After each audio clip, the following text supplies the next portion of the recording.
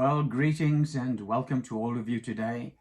We are back in the book of Genesis and we are looking at the early chapters, the first 11 chapters of Genesis, but we're still in chapter 1. And so I want you to follow me as we come to that point in Genesis now where we have a look at the creation of human beings. So I'm reading from Genesis chapter 1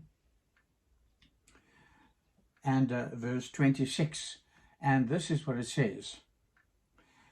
Then God said, "Let us make man in our image, after our likeness, and let him have dominion over the fish of the sea, and over the birds of the heavens, and over the livestock, and over all the earth, and over every creeping thing that creeps on the earth."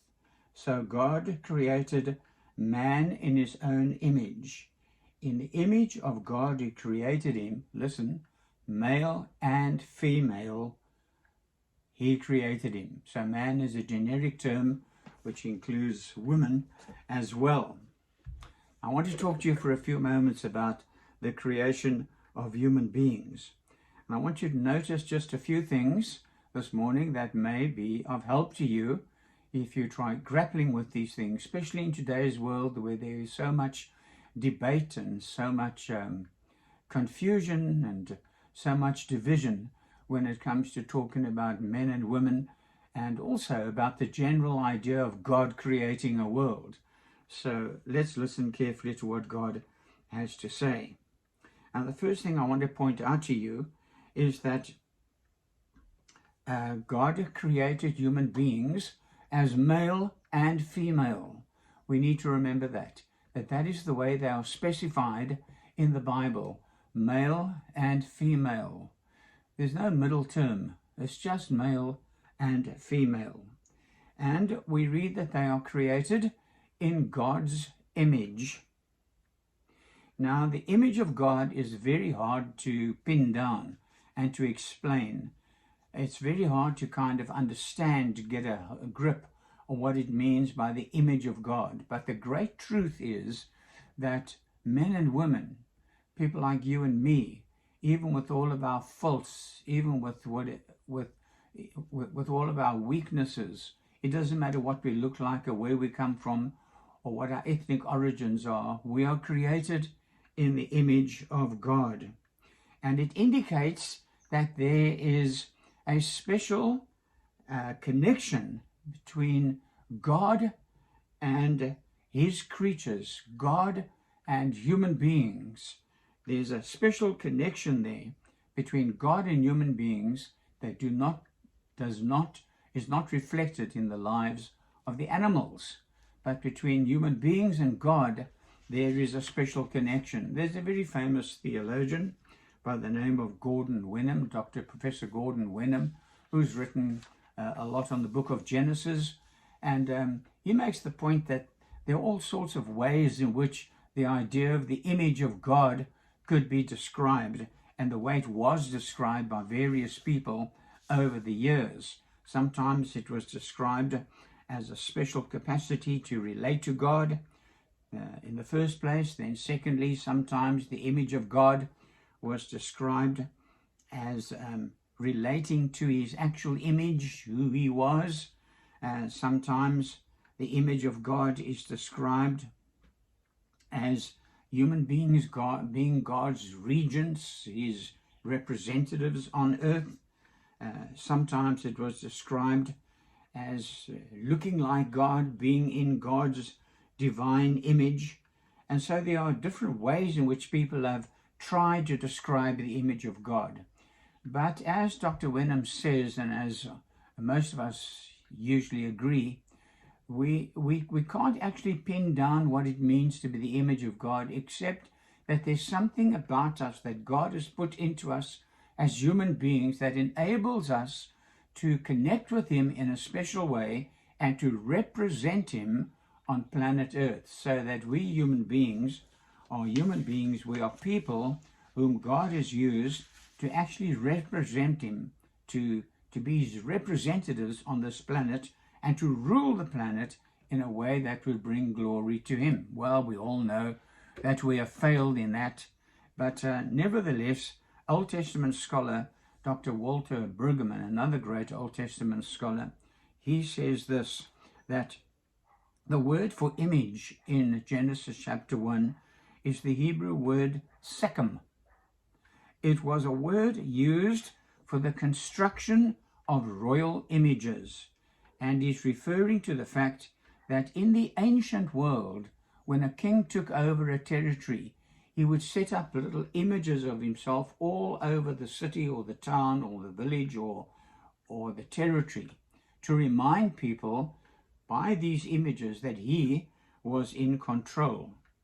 And so Dr. Walter Brueggemann is saying to us that's an illustration of who we are. We are set up by God as human beings to populate the world, and so we represent to the whole world, to the whole universe, we represent that there's a God in heaven who made us, and a God in heaven who gave us the right to rule the world.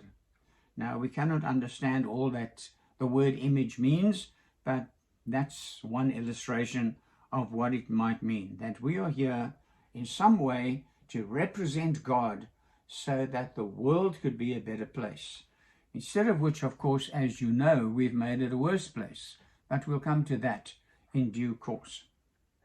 But the second point I want to make this morning is this, that there is a second account of the creation, and it's in chapter 2 of Genesis, and goes from verse 4 to 25, so it's quite long, so I won't read it today. We'll get to it in more detail later on. And there you discover that in that more detailed account of the creation of man, there is a deliberate attempt to show how superior the true God is and the real creation of man was to the pagan myths that were doing the rounds at the time. So unlike other pagan myths and fables where male gods and female goddesses cohabited and created human beings to be their slaves, mixtures of demon blood and human blood and all sorts of other fables and things that you'll find in the ancient literature that has been found by archaeology and so on. Unlike that, the Bible describes Adam and Eve in an exalted way. They were made of dust. Adam was made of dust, and therefore he was part of the creation that God made. Yet God animated that dust with his breath, with his life, and so he gave his own life into that dust, and Adam was formed. Now, you may laugh at that if you like, or you may think it's a fairy tale if you like, but it's a better explanation than anybody else has got for why we are as we are, both extremely weak and yet capable of the greatest and the most highest enterprises. You've got no other explanation for that. There is no other explanation for that. When we die, we go back to dust, but while we're living, we can accomplish the most wonderful things. And I want you to notice that the female is included as well. We know from the story that she was created from part of Adam, from his rib under his arm, so that she may be protected by him, and from near his heart, so that she may be loved by him. It's interesting, as one of the ancient commentators says, she was not created from his head to be superior to him, or his feet to be trampled upon by him, but from under his arm near his heart, so that she could be loved by him. But she was created from Adam, and so that indicates that she is his equal, and both of them are created in the image of God. God may have used different processes, but they are both created in his image, and they are the masters over all the other creatures in the universe, men and women. I don't know if you've ever seen yourself like that. You know, there are some people who've got such tremendous inferiority complexes about themselves They see themselves as nothings in this world today. They surround themselves by dogs and cats and pay more attention to dogs and cats than they do to animals, than they do to humans. But I want to point out to you that there's nothing greater in the world from the point of view of creation than a human being. We are greater than the mountains and the valleys in terms of the miracle that has been vested in us by God breathing the breath of life in us. And I want to say to you that there's no need for you to hide away in your flat or your house and hide away from other people and think that you're a nothing, because you were created in the image of God. And I also want to say this, that it is very wrong for anybody to practice any form of racism, because all of us from all over the world, whatever our ethnic origins may be, we all come from one blood. We all come from one being. And we were all actually from that one being created in the image of God. We carry God's image in us, and we have no right to despise or reject each other. We should care for each other as fellow human beings because we are equal in the sight of the living God. Now, I want to ask you to think about something that's very important then. We know from the story, and we'll come to it in due course and deal with it in its place, but we know from the story of Adam and Eve, we know that all things did not end well. That at the end in the garden, things came to a crashing halt, and that Adam and Eve sinned against God, and that the great paradise and privileges they were given were taken away from them, and God's curse or punishment came upon the world. And that's why the world is as it is today. It's got the beauty and the grandeur of God displayed in it, and it's also got the cruelty and the destruction of human beings displayed in it. It's not to say that every human being is destructive, but it is to say that on the whole, the world is an unhappy place. We notice the wars, we notice the troubles, we notice the problems, and even in our own personal circles, we know from our own families how unhappy people can be and how cruel people can be to each other. Now, why is it like this? It's because, of course, sin has come into the world because Adam and Eve rebelled against God in this garden that God created for them, which we will come back to and have a look at again in a future talk. But this is what I want you to notice today. If it is true that we are created in the image of God, if it is true that God thought so much of us, that he put his image upon us and put the whole world under our care, if it is true, and we have destroyed all of that, but if it's true that God put that amount of investment in us, if that is true, then surely we must think differently about what Jesus did on the cross for us. Because if it is true that God did that for us, then you must remember how glorious human beings were at one stage. You must remember that our forefathers in the Garden of Eden, Adam and Eve, you must remember how wonderful it was to be perfect, to have no blemishes, no sicknesses, no illnesses, no fights between them. And how glorious it was to have the whole of the world under their dominion, and how wonderful it was to live in a harmonious creation like that. Remember that. And then think about this. If it is true that God has placed his image upon us, then how dreadful must the fall of human beings really have been? We read about it in a glib way as we whip our way through Genesis when we read it. And we hear about it in conversation, and we hear about it in church.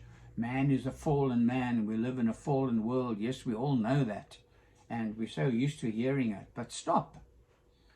If it is true that we have the image of God, then think of how dreadful that fall must have been. Think of what a disaster it must have been. Think of what magnitude The offense must have been if God would take that man and woman and put them out of his garden and bring his judgment upon the world from that time on. Think about that, how dreadful the fall really was, how dreadful lies are, how dreadful violence is, how dreadful it is that people live the way that they do, how dreadful it is to see the cruelty in our world today, how dreadful dishonesty is in every way. Just think of how badly man has fallen, how far he has fallen, how deeply he has fallen. It is a very big thing and something for us to think about. And then thirdly, think about this. Think about how much God must love his creation, especially humankind, to send his Son into the world. God could have abandoned us. God could have wiped us out. He gave us an illustration of that in the flood that came in Noah's day. God could have wiped it out, but he reserved a remnant to show that his image was not going to be wiped out just like that. But there was a final judgment coming and a final salvation that would be offered to humankind. But just think of how much God must have loved us so that he would send his Son to save us, even though there may not be many who in any given generation would want him or want Jesus. Nevertheless, the offer that Jesus makes is given to all of you who listen. And there are those of you whose ears are opened, whom God draws to the Lord Jesus Christ. Just think of how much God must have loved you because of the creation, the image of God that he placed in you when he created mankind. And then finally, just think of this. How great the actual act of salvation must have been to rescue us. You know, once again, we think too little and too glibly about the cross. We sing the great old hymns which contain the great old truths, and we should continue singing them. We sing about the old rugged cross and other wonderful songs about the cross, and we should sing about those things. But have you ever thought about the tremendous salvation that God was providing for us, so that the image within us, the image of God within us, would be rescued and restored and find its fulfillment one day in his presence? It was an enormous thing that Jesus did on the cross for us, because it was an enormous thing that happened way back in the Garden of Eden. And the thing that made that sin back in the Garden of Eden so enormous was the fact that God had placed his image in human beings. Now, my friend, don't crawl into a corner and think that you're a nothing. You're not a nothing. If you were a nothing, then Jesus wouldn't have come for you. He wouldn't have come for me if we were nothings. But the Lord Jesus Christ left the glories of heaven to come into our world because we had broken God's law and we had abandoned his command. And yet in his enormous love for us, he sends his Son to the cross for the creatures that he made in his image. And that's you. And that's me.